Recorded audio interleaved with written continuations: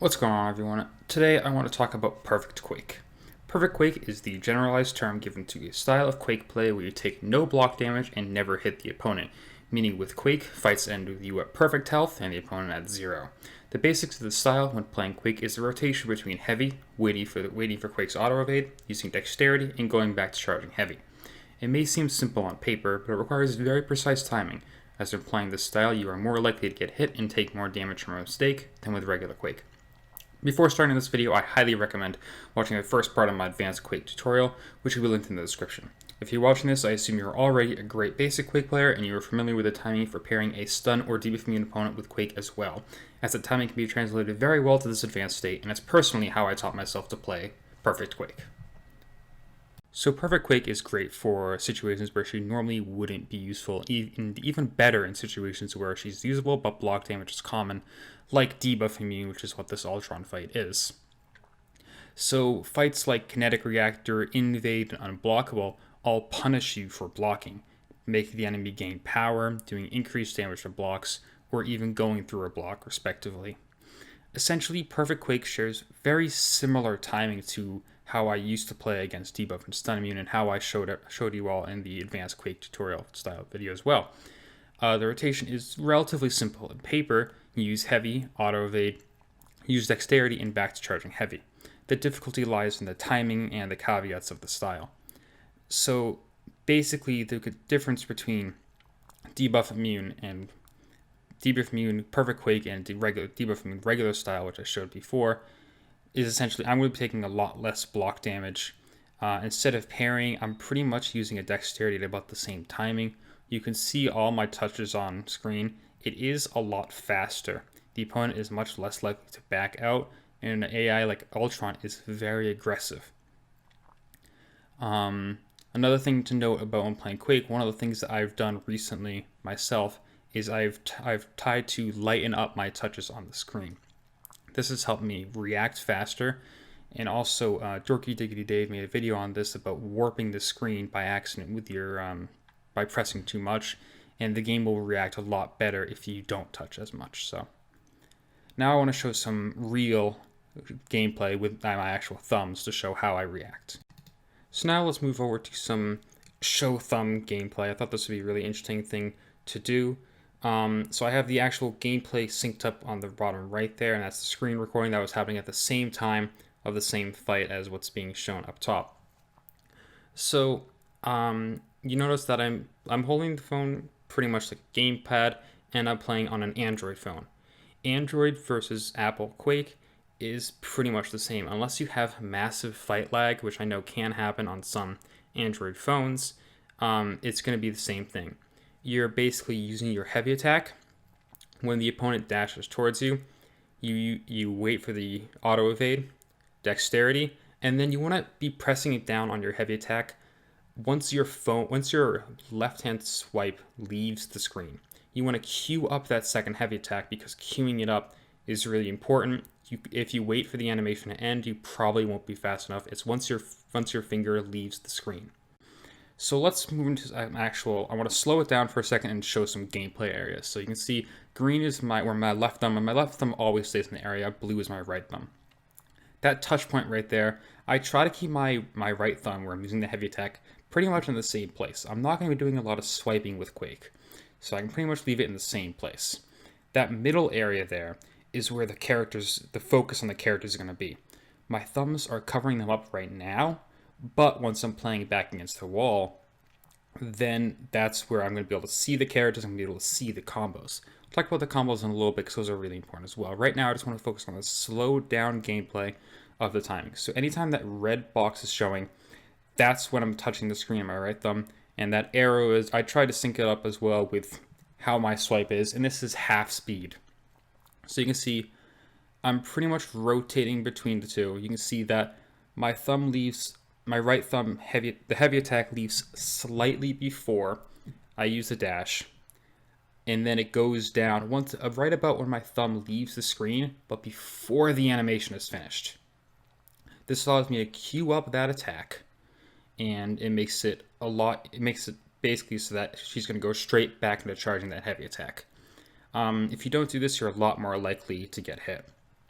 It slightly moves around here, but I think I bring it back. It's still the same general place, even though it's not directly under the thumb, but it's still the timing is correct. Basically the same thing. You can see he's doing a 5-hit combo, which means that I'm going to be using 3 heavy attacks to dodge 3 attacks, and 2 swipes to dodge his first light and his fourth or third light. So heavy, dash, heavy, dash, heavy, and immediately go back to charging a 5th heavy attack. That's the general kind of combo where you're going at.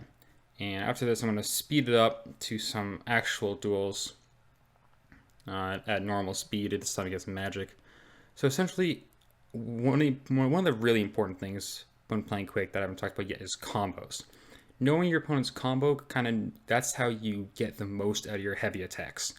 When the opponent finishes a combo through either their 4th light attack or 2nd medium, that's when you're going to be able to build up aftershocks on the opponent, and that's when you're going to be building real damage.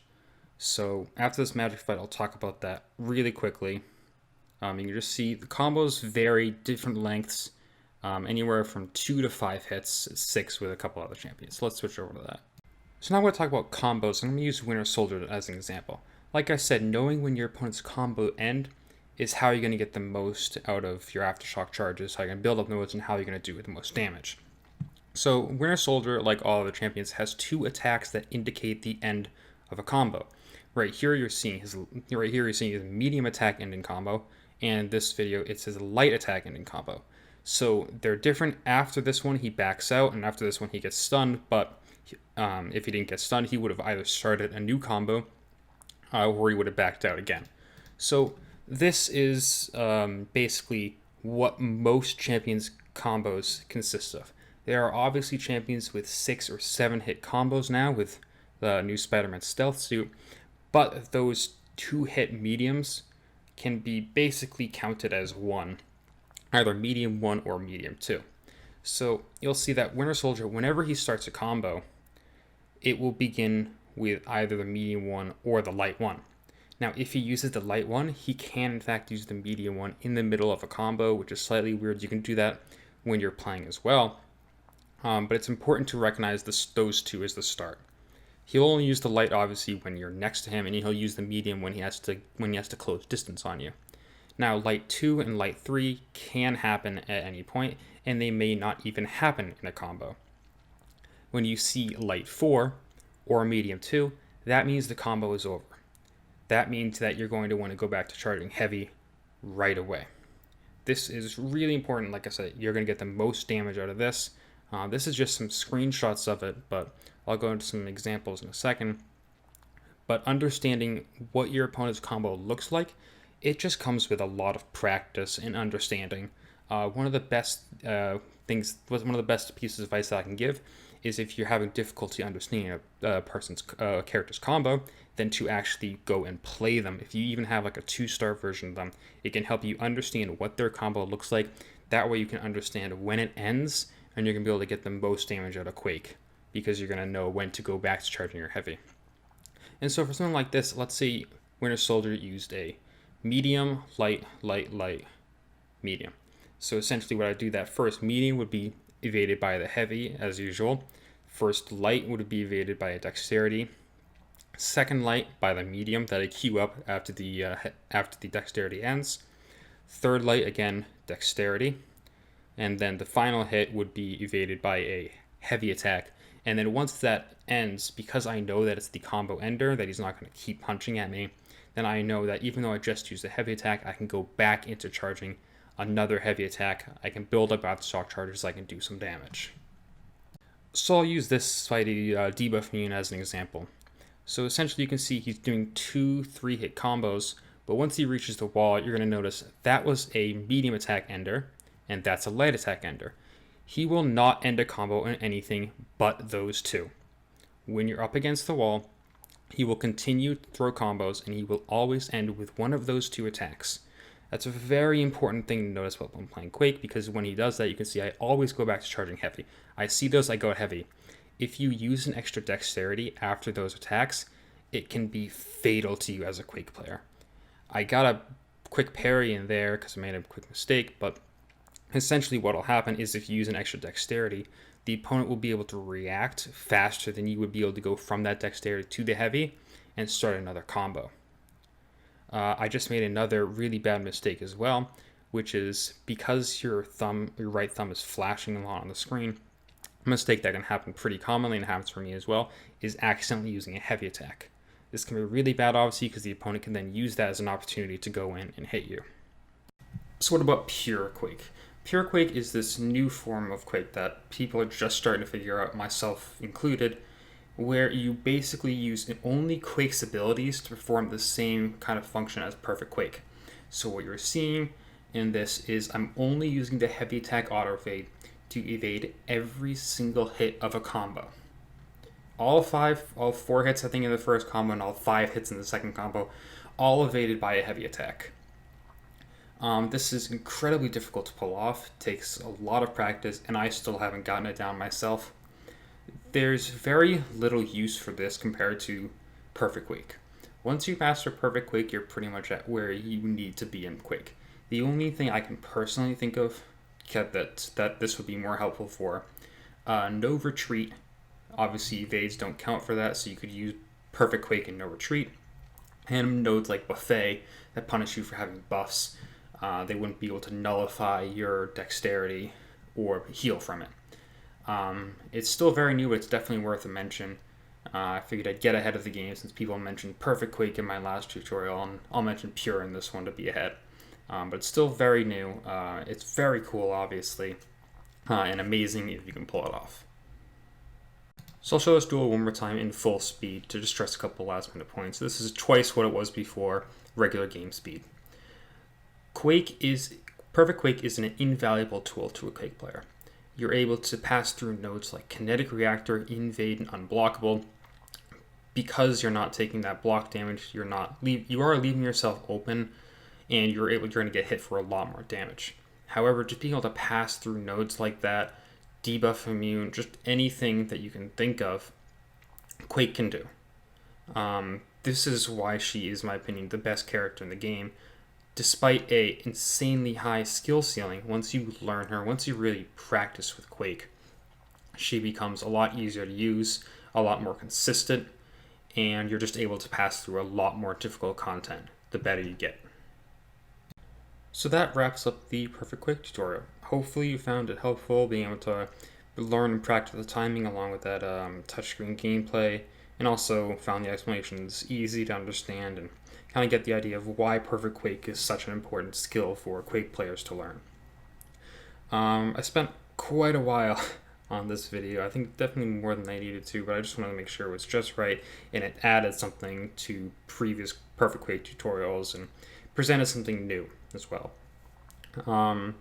So my next couple of videos, I put out a straw poll that I will also link in this description. I'm going to be looking at that for about next week and a half or so, to kind of get an idea of what you guys want to see next for champion tutorials. Nothing as complex as this, but right now Gladiator Hulk is winning and will most likely be his tutorial Saturday.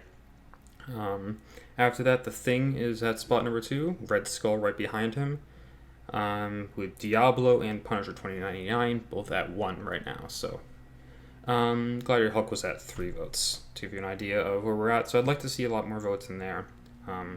And definitely reply to this video if you want to see anything else. Let me know what you think of this one. Let me know what I did right, what I did wrong, and I can hopefully edit it for the future and make better high quality tutorials like this one and the Ghost one are, I think, the biggest ones that I've spent the most time on. So hopefully you enjoyed it. Let me know what you think down in the comments. Go follow my Twitter, leave a like if you did. Subscribe for more stuff like this, especially if you have difficulty understanding a lot of champions. That's a lot of my focus is, but I do some streaming every once in a while. So yeah, let me know what you think. Hopefully you enjoyed. Thank you for watching and have a good one.